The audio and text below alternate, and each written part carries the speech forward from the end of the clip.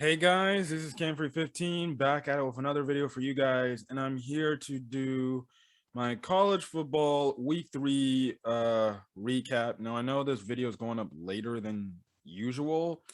My co-host, my friend Matt, Swarmstead, well, we've kind of been having issues and stuff like that in terms of getting connected and finding the right type of time to record our video.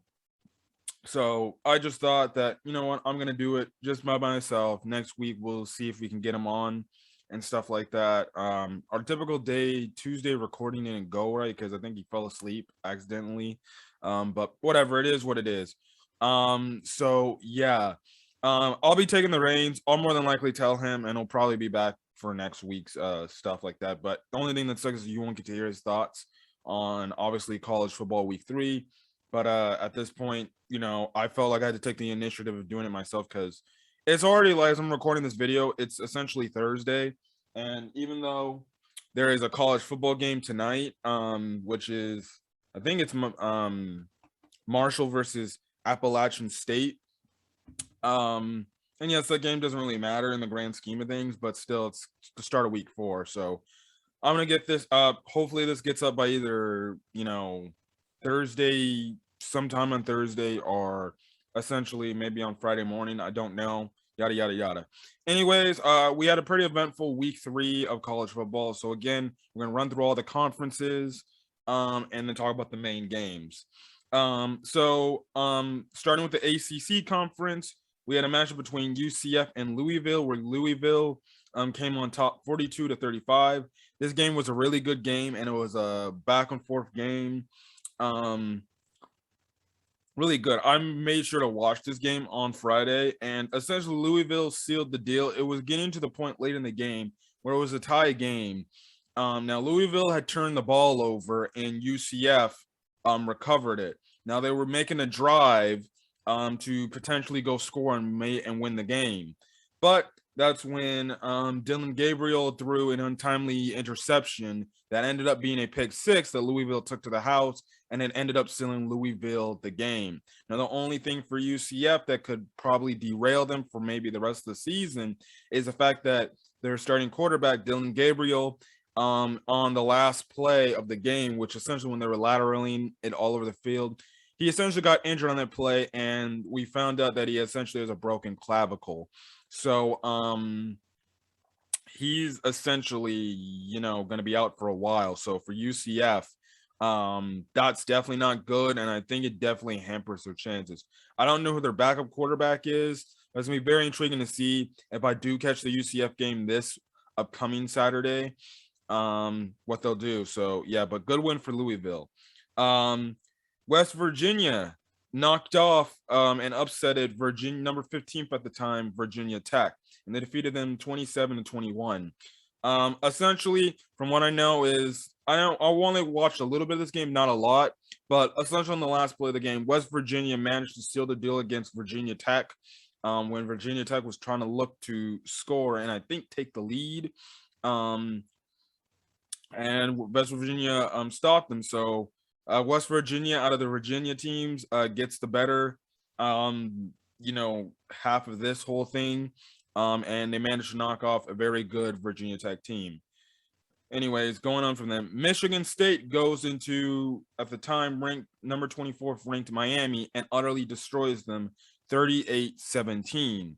As I was continuing on with Miami as my weeks progressed, Mr. Manny Diaz is definitely on the hot seat now, and it's not looking good. He's got blown out to Michigan State, and Miami isn't just looking back, and it's not being the team we thought Miami was going to be, and stuff like that. So that definitely does suck for them. But other than that, Miami's probably gonna get a new Miami's obviously going to get a new head coach after the season's over with. And De'Aaron King, well, I thought he was all right, but still not efficient enough. Yeah, he was 38 of 59 for 388 yards, 2 TDs, but 2 picks. So yeah, still regardless, I think he's gonna potentially be a high quarterback, draft pick, maybe late round, first round for teams that need a QB. So yeah. Um, Another big upset is the fact that Western Michigan strolled into Pittsburgh and defeated Pittsburgh 44-41 in an upset. After coming off their big win against Tennessee, Pittsburgh takes, I guess, a step back and loses to Western Michigan. I caught some of this game, not a lot, but yeah, from what I know, Western Michigan essentially had the lead for majority of the game.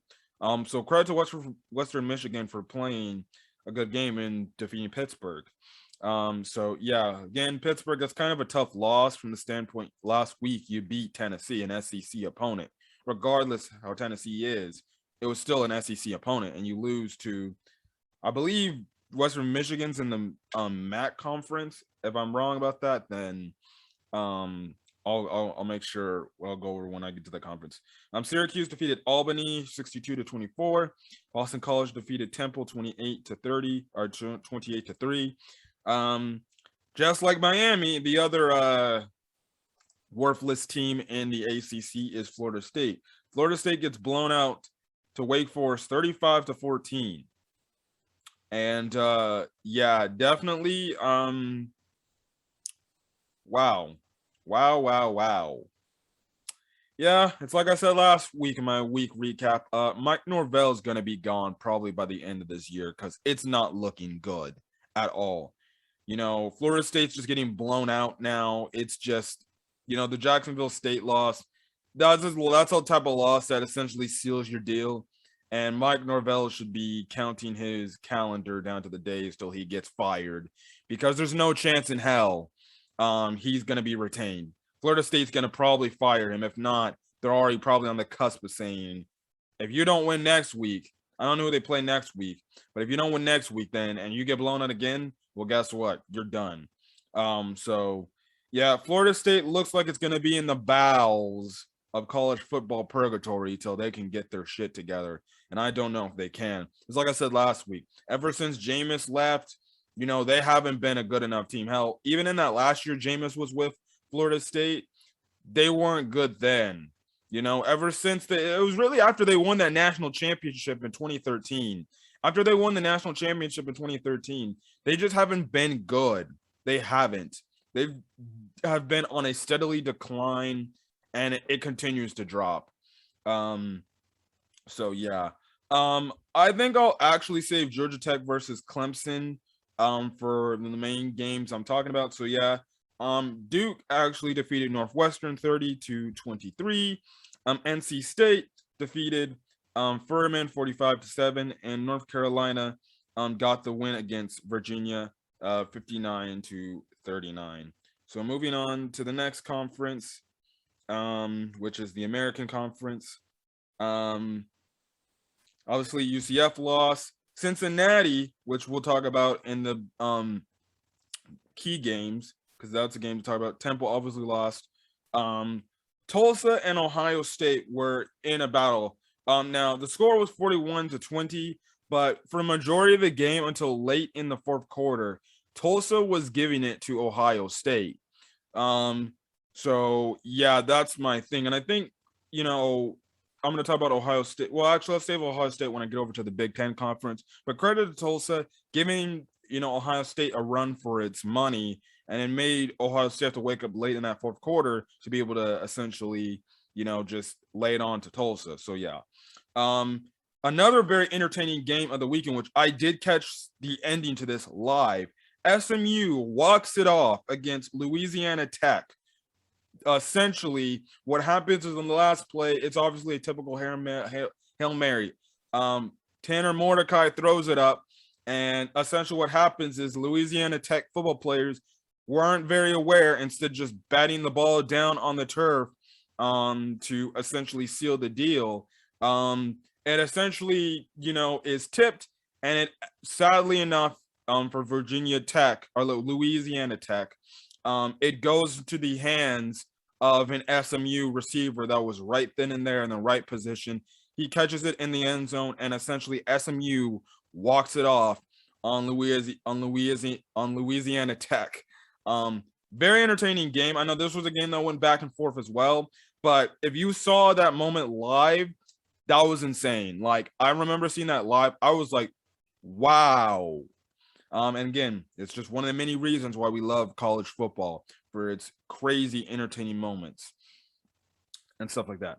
Memphis actually defeated Mississippi State at Memphis. Now, obviously, in terms of Mississippi State fans, I won't blame them for being pissed, because what happened is they kind of got screwed over.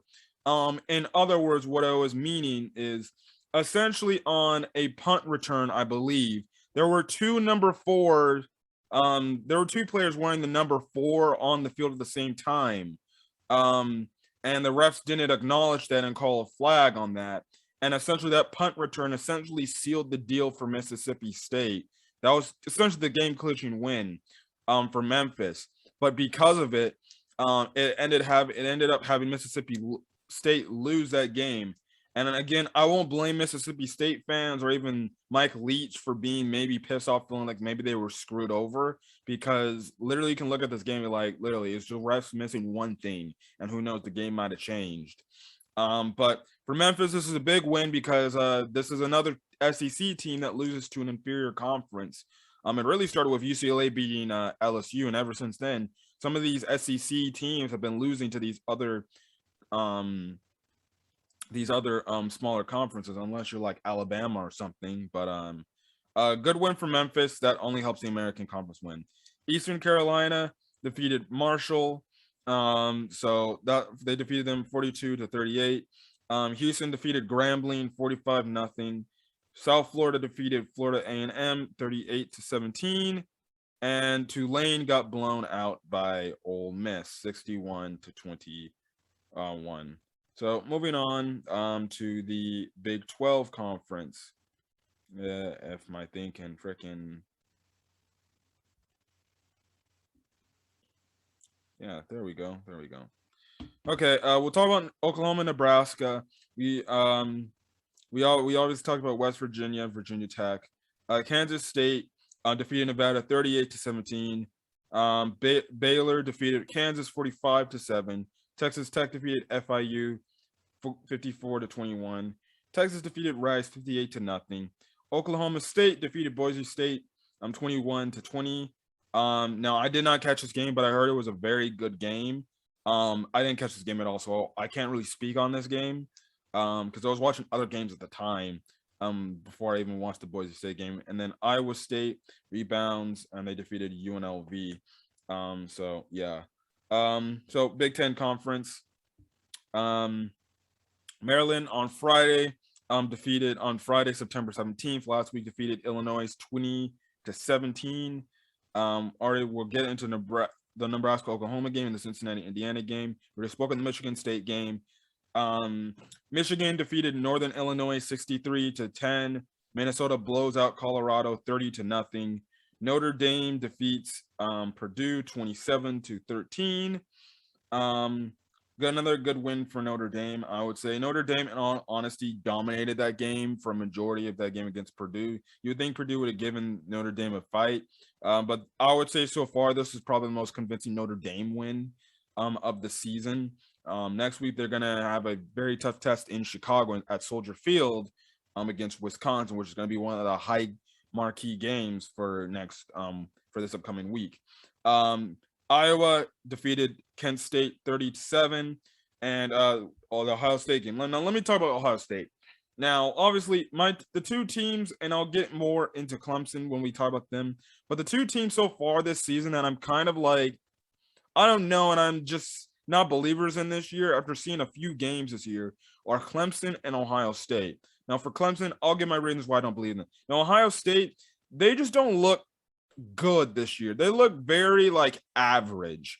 Their defense is average, and I think their offense is average to below average. And I know CJ Stroud, he's been all right, but and it's only his first year in college football, but he has not really been impressive with his play. Literally for a majority, this game was honestly a 1-point game where Tulsa was down by 1. And then obviously one turnover by Tulsa open the gates for Ohio State to be able to take over this game. But as I'm saying for Ohio State, I don't know. I'm not high on Ohio State this year. I don't think they're this good this year. And maybe after some time, maybe after some years pass, maybe they'll be what dominant as they once were again. Some players. I think they have a fairly young team. And with fairly young teams, typically you tend to not do as well, and it takes time. But I think with Ohio State, I don't think they're going to make the college football playoffs this year. They could, but I don't think they can, and I think if they do, they're probably going to get blown out. I'm just not high on Ohio State this year. They haven't looked impressive at all. So yeah. But listen, that's the thing. And hell, it comes to the point that maybe we get a actual good Ohio State Michigan game this year. Michigan, albeit they look impressive from what they've shown, even though it's against inferior opponents. Right now, their only big key win would be against Washington, which they utterly defeated with utter ease. So we could potentially be getting a very good Ohio State-Michigan matchup. And who knows, maybe Michigan actually this time defeats Ohio State for the first time in years, as well as getting Jim Harbaugh his first win against Ohio State. Definitely. And I think if there's a better time for Michigan to defeat Ohio State, it's this year, because Ohio State has not looked good. Now, obviously, rivalry games, teams play better in rivalry games, whether it's, Ohio State or Michigan.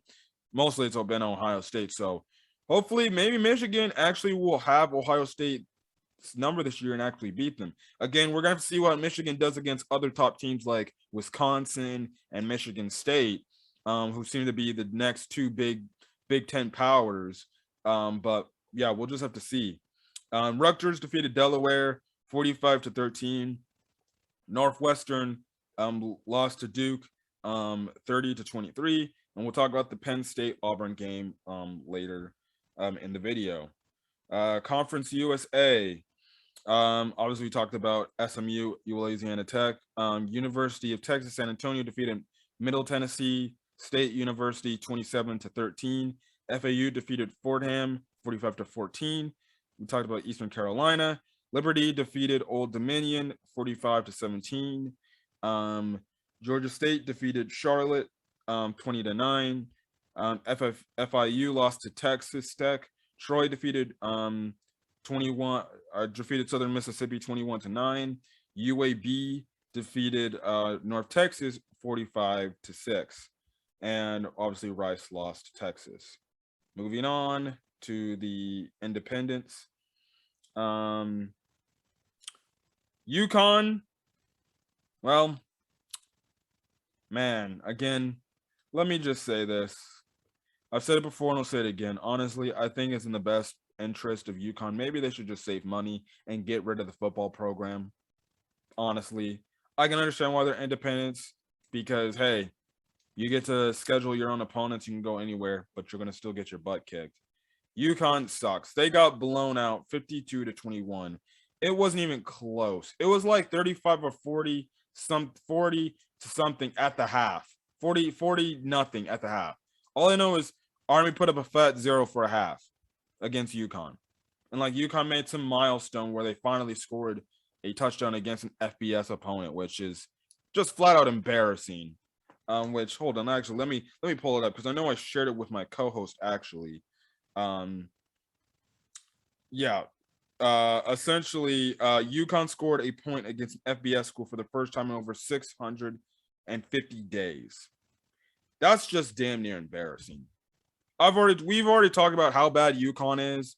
Uconn actually sucks, and it gets freaking worse. Talked about Notre Dame, Purdue. Umass lost to Eastern Michigan 42-28. We already spoke about the Liberty game. New Mexico State defeated South Carolina State 43-35. And in a very entertaining game, BYU upsetted Arizona State 27-17. Now, I didn't catch much of this game because it was mostly focused on the UCLA game, but apparently I heard that a very dumb penalty by Arizona State essentially cost them the game. So this was pretty much an underwhelming loss for Arizona State, who seems to be, I guess you can say, um, who was expected to be maybe a Pac-12, decent team. I mean, I'm looking at Jaden Daniels. He had 2 picks and was 21 for 29 for 265 yards. Not bad, but he could have been better and stuff like that. But yeah. So listen, good win for BYU. They continue to be very impressive in their play. So yeah. Let's get to the MAC conference. Louisiana defeated Ohio in 49-14. Coastal Carolina was actually in a very good battle with Buffalo. Again, not a game I didn't catch, but I heard it was a back and forth game. So that's the thing there. Obviously, Northern Illinois has lost. Western Michigan, they got their W against Pittsburgh. Kent State lost. Eastern Michigan won. Miami, Ohio defeated Long Island 42-7. Akron defeated Bryant 35-14. Wyoming defeated Ball State 45-12. Colorado State defeated Toledo 22-6. Bowling Green defeated Murray State 27-10. And LSU defeated Central Michigan 49-21. Mountain West Conference now. New Mexico lost to Texas A&M 34-0. Nevada lost to Kansas State 38-17. Wyoming defeated Ball State. Obviously, Colorado State defeated Toledo. San Diego State, in a very entertaining triple overtime game, defeated Utah 33-31. Very good game. I didn't catch a lick of this game, and I wish I did. It was very entertaining of a game to watch. And props to San Diego State for knocking off Utah. Maybe Utah, in terms of Pac-12, isn't as good as we thought they were. Hell, I think it got to the point where Corey Brewer was benched in this game. So it goes to show that maybe Utah isn't that good. Utah State defeated Air Force 49-45. Boise State lost to Oklahoma State 21-20. UNLV lost to Iowa State. We'll talk about it in the post game, but sadly, my UCLA Bruins lost to Fresno State in a very entertaining game, but we'll get to that later. And San Jose State defeated Hawaii 17-3. So let's move on to the Pac-12. So going on to week 3, if my stuff would load up, good God. Okay, here we go. Minnesota defeated Colorado. Colorado lost. We already talked about that. Oregon State defeated Idaho 42-0. USC in their first game post Clay Helton era, they utterly annihilated Washington State. Now, early in the game, Washington was having its USC was having its troubles, and it was a back and forth. And it was essentially they were getting dominated for the first half, and then they just turned it on in the second half. So a good win for USC. The only thing is Keaton Slovis, he went down with an injury, and let me look up on the stat wise, the quarterback for the Trojans. Come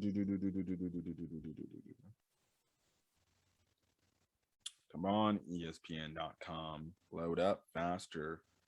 I hate how it's so slow. Let me look at his name. Jackson Dart. He came in and he essentially took over. Now, he didn't look impressive to start off when he came in the first half, but second half he looked much better. And USC gets the win post Clay Helton era of football. So good for them. Now for me as a UCLA fan, not good, but whatever. California defeated Sacramento State 42-30. Washington defeated Arkansas State 52-3, which is probably their best convincing win of the season, which is sad. Obviously, Utah lost. We talked about that. Oregon defeated Stony Brook 48-7. Stanford defeated Vanderbilt 41-23. Another team who's essentially in the bowels of college football is is about Arizona.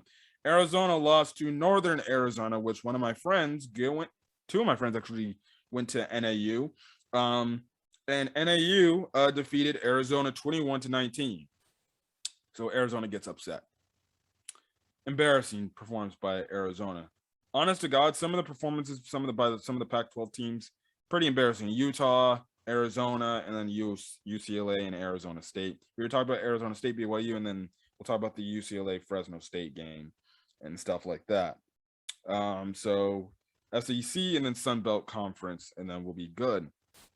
Obviously, Texas A&M won their game. Kentucky defeated Chattanooga 28-23. Missouri defeated, I guess, Southeastern Missouri State University 59-28.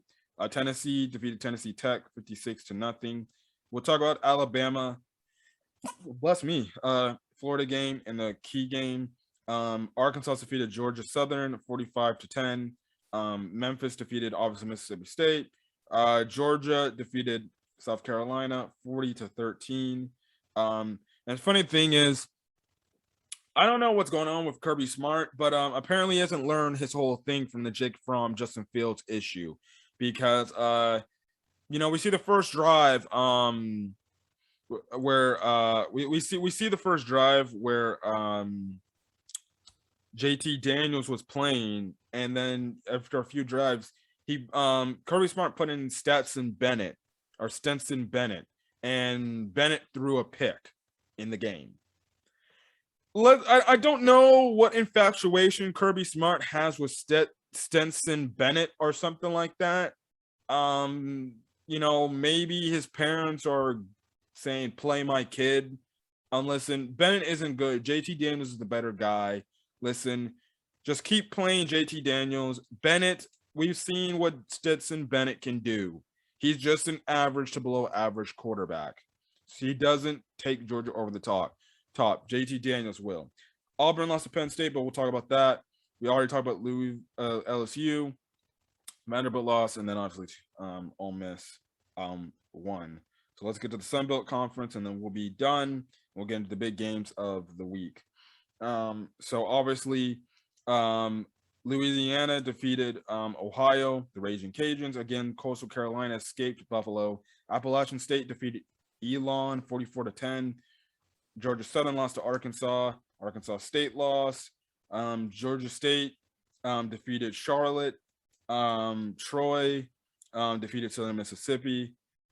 Texas State lost to a school called Incarnate Word. That sounds like a pretty damn badass school name. Now, I've never heard of that fucking school in my life, but crazy. All right. Jackson State lost to UL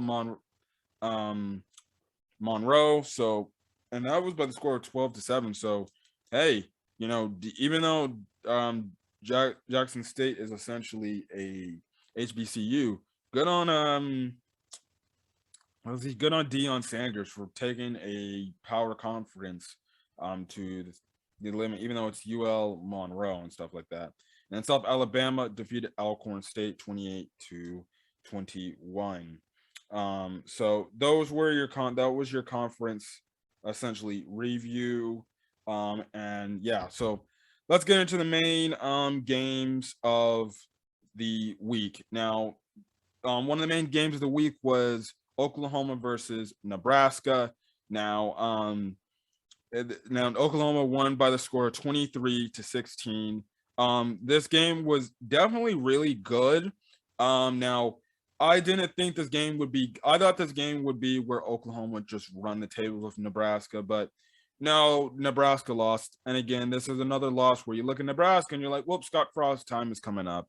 If there's any type of win to save his job, it would probably be Oklahoma. And I'm even looking at the Nebraska schedule. I'm guessing the only game that could potentially save Scott Frost's, career is maybe, Michigan, Ohio State. He's got to win something, like win at least two of the games, either like Michigan, maybe Ohio State. I feel like he's definitely got to beat Wisconsin, and he's definitely got to beat Iowa as well. especially if Iowa was still a top-ranked team at that point in the season, which is their last game of the regular season. But this was a very good game. It was, a back and forth, tightly knit game and stuff like that. Now, I thought Adrian Martinez played all right. I just feel like he just didn't do enough to have his team win. We had a really crazy interception by one of the Oklahoma players, like a one-handed interception, crazy, and stuff like that. But Nebraska, even though it looked impressive, it still lost at the end of the day. And at the end of the day, you still got to win. Where we're not going to take it like, oh, you look impressive. Scott Frost needs wins against quality opponents. And I think if he had beaten a top ranked, Oklahoma team in Norman, Oklahoma, he could have probably secured his job status. Again, he's going to have to beat, maybe the likes of Michigan, Ohio State, Wisconsin, and Iowa to maybe keep his job. He'll probably beat them all too. And I don't know if he can. As for the Oklahoma side, in this aspect, it wasn't really impressive for them. Again, Spencer Rattler, I feel like he was decent, but it wasn't good enough. Like Spencer Rattler has been very shaky.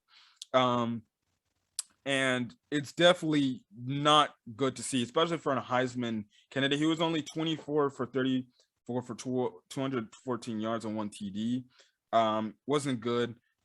Gray, the running back for Oklahoma, looked very impressive and stuff like that. But yeah. But that's the thing. Oklahoma so far, they have not looked impressive. And I'm just trying to get on my band train wagon along with Clemson and Ohio State. From the standpoint, they do not look impressive at all. Spencer Rattler looks like he's actually taking a step back than he did at the back half of college football after the Texas game. But definitely not what I thought Oklahoma would be looking like. So, yeah. Anyways, the next big interesting game we're talking about is the fact that Cincinnati in a shootout won the battle against Indiana, which was one of their top opponents they play this year. And it was a back and forth game. I kid you not, a back and forth game. Very entertaining game. Well, another thing to mention, it was very hot in Indiana. Like, I think it was like damn near 100 degrees at that game. But these two teams played very hard football and stuff like that. Desmond Ritter still, I thought he had a solid game, not anything crazy. Michael Penix Jr., he has just not, he's looked like a former shell of himself from last year. He had 2 TDs, but 3 picks. And again, Michael Penix threw an ill-advised pick late in the fourth quarter, which got Cincinnati to essentially seal the deal. And Cincinnati essentially had complete control, and they essentially added a few more touchdowns and they sealed the deal. Again, Indiana, I think they're probably a team that we saw last year, and they were kind of overhyped from the standpoint they got in the shortened schedule. I'm not taking anything away, y'all. They beat quality opponents, but at the same time, it's like, well, they had a shortened season, so maybe Indiana's a little bit overrated. Cincinnati, I kid you not, is still not overrated. They get a pretty good win against a team that, well, we all thought is a pretty good team and stuff like that. So, Cincinnati continues to go on and win, and go on and win, and they're essentially going to bye this upcoming week. And the next game they play is, well, they have to travel to Notre Dame in South Bend, which essentially, that could determine their season and where they're at in terms of, well, are they going, if they have a chance. If anything, I feel like that would be a quality enough win to, if, when it comes to the committee thinking about it, Cincinnati is high enough to get into college football playoffs. If Cincinnati is able to beat Notre Dame, well, maybe you can make the case Cincinnati should be in the college football playoffs because they defeated a very big school in Notre Dame. I feel like for Cincinnati to get into the college football playoffs, things have to play the right, as well as they have to finish the season undefeated. So they're on a bye this week, and they got a very tough opponent in Notre Dame, and have to go to South Bend again. So yeah, but I thought this was a good game, very very intriguing, and I'm liking what I'm seeing from Cincinnati. Going on as I'm going through the games. Um, Alabama and Florida. Alabama escapes Florida by the score of 31-29. And it's like I said, this is why Alabama does not like to schedule opponents and go to their buildings, whether it's their own SEC opponents, unless it's LSU, or if it's another top power. That's why you don't see them playing Georgia in Georgia and stuff like that all that much, because they know we go to hostile environments like that, we could end up getting upsetted. And here it almost did happen. Now, for essentially the first half, Alabama dominated Florida State. Now, the only problem is Alabama dominated the first half, but didn't dominate, long enough in the first half. Like, I think at the least it was like 21-9 at the half. And it's like, well, Florida had to talk, and they're like, we're still in this game. Obviously Alabama didn't blow them out, didn't put up maybe 28 or 30 points at the half to essentially, you would say, oh, this should be smooth sailing for Alabama. And because of it, regardless, Alabama, I guess you can say to an extent, took their gas off the pedal, or took their foot off the gas pedal, and they let up a bit, and it got Florida back in this game. Now, because of a missed timely field goal extra point kick that missed, well, that screwed Florida over from the aspect they could have ended up potentially, well, I believe either tying or taking the lead in the game. Again, put in the comment section your thoughts on that. But essentially that was the whole thing there. So they go for 2, but they failed to get the 2-point conversion, and essentially to at least try to tie the game and maybe send the game to overtime. But just not enough time for Florida to win this game. Again, valiant effort by Florida. And so far, this was probably the best team that Alabama's went up against this season. And it goes to show, maybe Alabama, they got some cracks in their team. And maybe if they play, say, a Georgia, maybe they could end up losing. Again, this was in Florida, so obviously, the field where you're at plays an advantage to it. But definitely, valiant effort by Florida. I don't even think they really dropped in the rankings when you go check the new AP polls because of their effort. Like, they literally hung in there, and I thought they were going to not hang in there, but they hung in there and they battled back, and they almost put off the upset. It would have been crazy if they had pulled it off, and stuff like that. But yeah, very good game, very entertaining, because I know when I was first watching the game, I was happy that I caught near the tail end of this game, because I know when, essentially Alabama was scoring, I was like, this game's over, it's done. And then all of a sudden I see that, Florida made a touchdown and they're coming back, and it's like, oh, I might need to turn back and watch this game. And lo and behold, thank God I did, because it turned out to be a very entertaining game at the tail end of it. So yeah, good on Florida for actually making Alabama work, because now maybe it goes to show that maybe Alabama isn't as dominant as we thought they were. So yeah, another very big game was Clemson, Georgia Tech. The reason why it was big is, well, mostly it was big because the main headline coming out of this game was this thunder delay. But essentially for a majority of this game, it was 7-0. I'm not even joking. 7-0. And it was really a defensive battle for the majority of this game. It was a defensive battle. Listen, props to Yates and Georgia Tech. I honestly thought they were going to pull off the upset. I thought they were, but obviously Georgia Tech couldn't get over the hump and do it, but they gave a valiant effort against Clemson in Death Valley. Now, obviously, the main talking point coming out of this game is the fact that Clemson did not look impressive at all in this game. And this is why, again, like with Ohio State, I'm going to say this. I'm not sold on Clemson.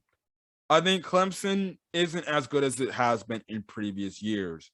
When you came from, and the thing is, after the Deshaun Watson Clemson era, you had that 1 year with Kelly Bryant where they weren't that impressive, but they were somewhat decent. And then, Trevor Lawrence comes out and then starts essentially mid-season and they become a superpower again. And then now they're looking like they're hitting that stride or this point in time where they don't look impressive. And again, DJ Ucla, he has not looked impressive at all. And when I mean at all, he was 18 for 25 for 126 yards. No picks, which is good, but no TDs, which is not good. And he has not looked impressive. This is a six at this point, this is crazy. Like right now, at the time of the Georgia Tech game, they were ranked 6th. They dropped down to number 9. It goes to show you the committee is not taking Clemson serious, and they're like, Clemson's not impressive. And if Clemson, even though if they're getting wins, but they're not looking impressive, I really do feel Clemson's going to continue to drop in the rankings. The way Clemson's playing, they're playing like maybe a team, that isn't a top 15 team. Essentially, they're playing a team that is not a top 15, AP ranked team. They're not. Their next test is against NC State, and that's at NC State. That could be a very key game to watch out for, where NC State could pull off the upset against Clemson, mostly from the standpoint that, well, Clemson has not looked impressive. Now, their defense is still stout and solid. I think their defense is fine. It's their offense that is the majority of the problem, and mostly that's behind their quarterback, DJ. He has not looked impressive at all. Will Shipley, I think, is all right, but he isn't like Travis Etienne. And it's going to be very interesting. It's like, even though Clemson's got a good defense, it's like, if you can go into these games and make DJ struggle and make their offense work to score points, you can beat this Clemson team. I think this Clemson team is a beatable team. It is very beatable. And who knows, maybe Clemson, they could just be barely getting to the ACC championship game. Listen, DJ has to look better in weeks to come because, listen, if they're barely struggling to defeat Georgia Tech at home in Death Valley at Clemson, then I think they're going to have a very hard time against NC State at NC State. So, yeah, and then after that, they got Boston College. Boston College, I believe, last year, made them work to beat them. They got Syracuse, that should be an easy win. Then they got Pittsburgh at Pittsburgh, which is going to probably be a very tough game. So far, their ACC opponents next to, NC State, Pittsburgh, and Wake Forest, and as well as South Carolina, a team that they have to go play at the end of the year because that's a rivalry game. They could end up being, upsetted by them. So listen, honestly, I would say, from what we know, old school Clemson, those be games where they can get back on track. But I just don't know about this offense. DJ's got to do a better job and get back on track. So Clemson, you guys could be in some trouble and you could get upset sooner rather than later. Let's talk about obviously the primetime game. It was the whiteout game, the game College Game Day was at, and that was the Penn State Auburn game where Penn State defeated Auburn 28-20. And this game was a really good back and forth game. Defense was definitely here in this game for both sides and stuff like that.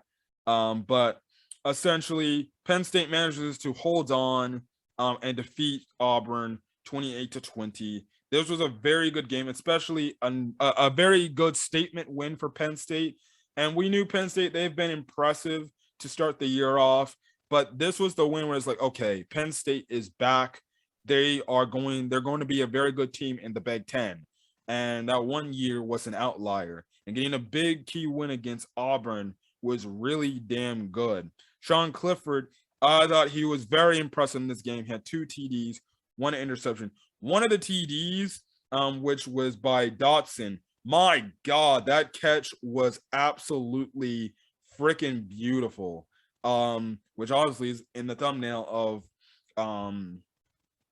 the picture. Very good. Very amazing catch made by Dotson. So Penn State, they look impressive on offense, and even defensively, they look really damn good. Although, it seems like you can run on this defense because Bixby for the Auburn Tigers had 23 carries for 102 yards and 2 TDs. And stuff like that. But the Penn State defense looks very stout and very good. As for Auburn, I thought they were solid as well. Bo Nix still continues to be a shaky type of quarterback. He was only 21 for 37 of 185 yards, no picks, no TDs. Definitely got to do better than what he did here. Again, Bo Nix, from what we know from his Auburn career, hasn't been a guy that, he's supposed to be that guy that's like, okay, dude, it's time to take the next step. It's time to be a quarterback where it's like you can end up being a Heisman candidate and a high draft NFL draft pick, but he just hasn't done that, and he hasn't been impressive to say the least. So we're still waiting on that. But I thought the Penn State defense was good. I thought the Auburn defense was good for a majority of the part, but definitely it wasn't good enough to hold on. But Penn State managed to get the win against Auburn, and next week they got Villanova, and then they got obviously a big time matchup against Indiana. Then after that they got Iowa. So listen, Penn State, they're getting good and definitely getting better. So definitely going to be very good for them. Now to end off this week recap, it wouldn't be anything better than to end off with a very entertaining game. And sadly, my UCLA Bruins got upset to Fresno State 40-37, where Jake Haener, with 54 seconds left, the Fresno State quarterback, leads his team down the field with 54 seconds left to go in the game and scores the game-winning touchdown and seals the deal and defeats number 13 Utah at the time, or not Utah, UCLA at the time, which if I'm looking at UCLA, they dropped to number 24th in the country, which is just demoralizing. And for UCLA, it doesn't get any easier because they play Stanford, and UCLA has to go to Stanford, and they have not done good against Stanford in years past. But even though I'm a UCLA fan, I'll talk about my UCLA standpoint, but as a college football fan, this was a great, entertaining game. The only thing that sucks about this game is this game was only relegated to the Pac-12 network. And if you don't have a Pac-12 network subscription or something like that, or your cable provider doesn't include the Pac-12 network, there was no way in hell you could catch this game. I hate, these channels, especially for college football, where they have their own personal networks and you can't catch the game unless you have a cable provider have that channel on your game. That's the only thing that sucks about it.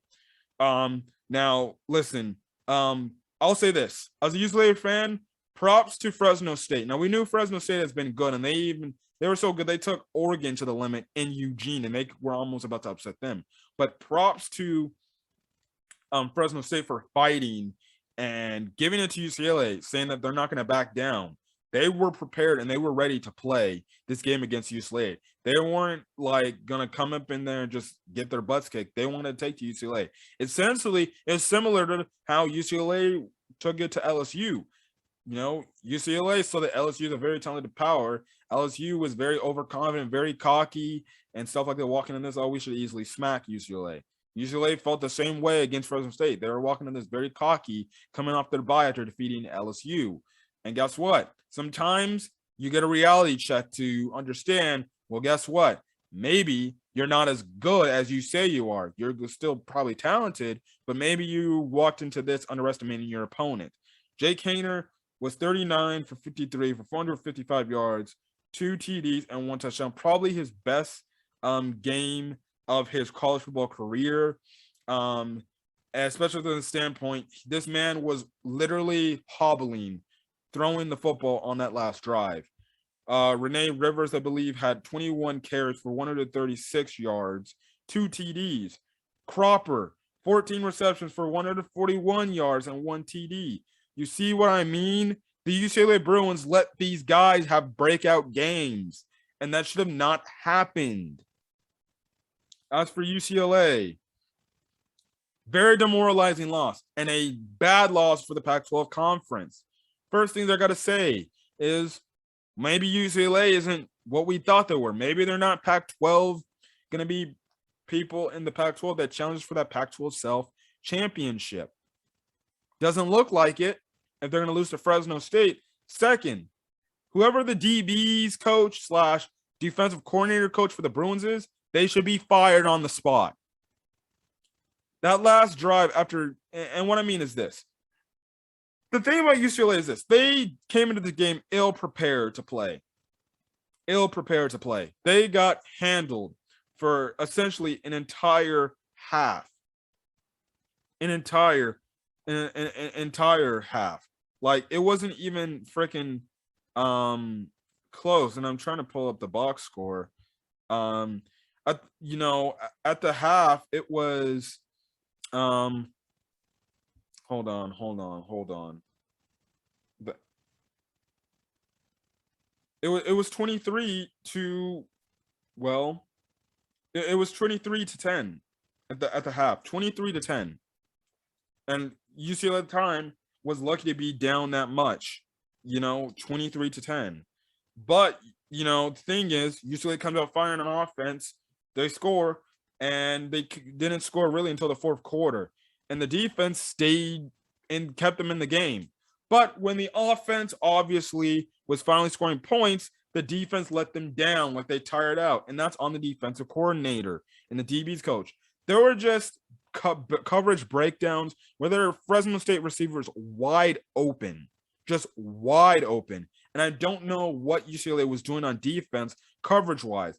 On that last drive, the play, I think it was Cropper that cut game-winning touchdown. I don't know if it was him.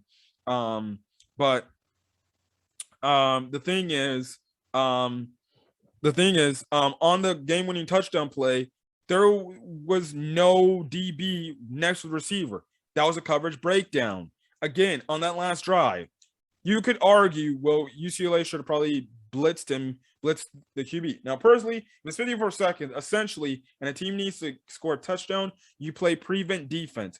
I would have played prevent defense, where essentially you tell your defensive backs, don't get beat deep by a big play. Let them check it down, and essentially play what's in front of you, make effective tackles. Now, on that drive, there were Bruins players that were missing tackles, and they allowed Fresno State to get out of bounds to give them more time on the clock. And then obviously the last, with the game-winning touchdown, there was no receiver there. They blitzed. Now, on that play, I believe they blitzed, but somehow the DB or the safety, the corner of the safety, messed up on that and didn't recognize, and they let a player get wide open. And guess what? It essentially cost them the game. So the defensive coordinator should be fired, as well as the DB coach, because these guys couldn't cover a lick of the Fresno State receivers. Not a lick. So, embarrassing loss for UCLA. As a UCLA fan, I was sick to my stomach after that game. And it goes to show that it seems like maybe Chip Kelly's UCLA Bruins are still the same old Bruins of old. Offensively, I thought Dorian Thompson-Robinson in the first half was pathetic. He still is not good. That's the thing. You got to stop the run. You got to force UCLA to throw the ball. Now, in the second half, especially in that fourth quarter, he did get better. And on the key drive, he led the Bruins down to take the lead, which should have been, good enough for the Bruins to hold on. But the defense let them down. And it was kind of a thing in the second half where it's like the offense was failing the defense. And then, when the offense was finally scoring, the defense was like, you know what? We're going to screw you guys. When we really needed you guys to put up points, you guys couldn't do that for us. So we're just going to let them go down the field and score. Pathetic performance by UCLA. Embarrassing for the Pac-12 conference. And this is what happens. Maybe, and this is the thing. They came off a bye week against LSU. They came off a bye. And maybe after the LSU win, they got a little ahead of themselves. They thought, oh, we're gonna do this. We're gonna be Pac-12 champs. We're gonna be the victors. And guess what? They got knocked down to reality. They realized, maybe we're not as good as we said we are. And sometimes maybe you need that in your maybe you need that reality check in your schedule to get you back on track to realize, okay, you just had one really good win against LSU. Let's not get overconfident. And honestly, as a UCLA fan, I could see this game. I should have seen this game coming as a trap game. And but a very embarrassing loss for UCLA. It doesn't get any easier for them because they have to travel to Stanford. And Stanford, they have been on a roll the last couple of games.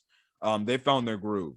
So UCLA is going to have to walk into Stanford territory and somehow pull out a win. I don't know how they're going to do it, but we'll see if they can. That game's also on the Pac-12 network, which sucks again. I'll be watching that game, but it'll be very interesting to see what the Bruins can do. And I find it interesting now, the moment USC does good, UCLA, well, they start stinging up the joint because we saw that when USC wasn't doing good, UCLA was doing well. So very interesting. Listen, this is the type of loss that puts Chip Kelly on the hot seat, even though he got a very key win. I think his job will be safe because he beat LSU. But again, not good enough. Heck, one of the many things where in the third quarter, UCLA was driving. Chase Cota caught a ball, but then he fumbled it. So it probably just wasn't UCLA's night. But again, this is why you should know in college football, never underestimate your opponent. It doesn't matter how high you rank because these teams will take it to you. But that was week 3 in terms of recap for college football. I'm going to go over some week 4 game matchups that seem to be very entertaining. On Friday, you got Wake Forest versus Virginia, an ACC matchup right there. So that could be very interesting there. Obviously, on Saturday, a very interesting game to check out for is Notre Dame, Wisconsin. That's, again, like I said, that's going to be in Soldier Field. That's probably one of the biggest early, games. LSU versus Mississippi State could be a very good game right then and there. Going down the schedule list, you got Texas Tech, another versus Texas, which is another morning game on ABC. That could be a very good game there to pay attention and watch for and stuff like that. Going on, you got Texas A&M and Arkansas. Again, that's the noon game. That's the typical, that's the SEC CBS game. Very interesting game to watch. That's number 7 Texas A&M versus number 16 Arkansas. Arkansas has looked pretty damn good this year. So that could be a game where Texas A&M could get upset. Again, I spoke on Clemson NC State, another afternoon game that you might need to pay attention because of what the way Clemson looks. Maybe NC State could pull off the upset there. Going on, if you want to know who UConn's playing, they're playing with Wyoming. So that's something. Going down the list. Tennessee, Florida could be a very interesting game. Nebraska plays Michigan State. Could be an interesting game right then and there too. So definitely pay attention to that. Looking down.